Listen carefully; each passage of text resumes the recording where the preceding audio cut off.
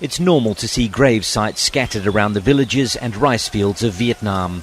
But in this area there's a common date etched on them, the 16th of March 1968.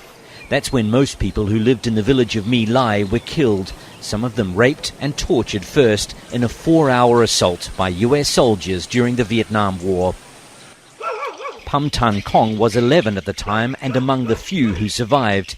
When the soldiers opened fire on his family, he was shielded by the bodies of his mother and 4 siblings. The soldiers killed people in the rice fields and on the roads first. Then they came to every house and killed everyone. They killed every person and every animal they saw. Then they burned the houses. Believing there were enemy soldiers in My Lai, the Americans were told to kill everyone. 504 unarmed men, women and children were murdered. The main site is now a park and museum where people come to learn about a massacre that was covered up by the US for more than a year. People come here to remember the massacre, but it's not about holding on to bad feelings. It's a reminder to the world that the war was bad and together we must maintain peace. Just one US soldier was convicted of murder and sentenced to life in prison, but later had his sentence commuted. The massacre and other similar incidents helped galvanize the anti-war movement in the United States and turn more Vietnamese against the American soldiers.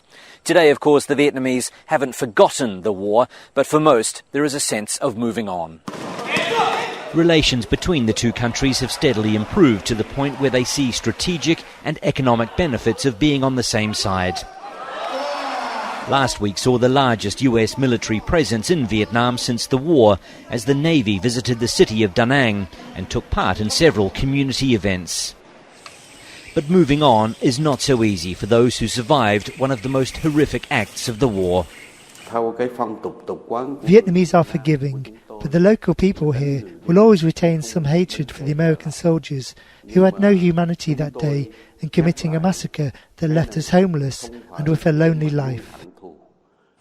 Today, the fields around My Lai are peaceful, just as they were before the US helicopters landed 50 years ago. But for survivors of that darkest of days, the serenity will never be able to erase the memories. Wayne Hay, Al Jazeera, My Lai, Vietnam.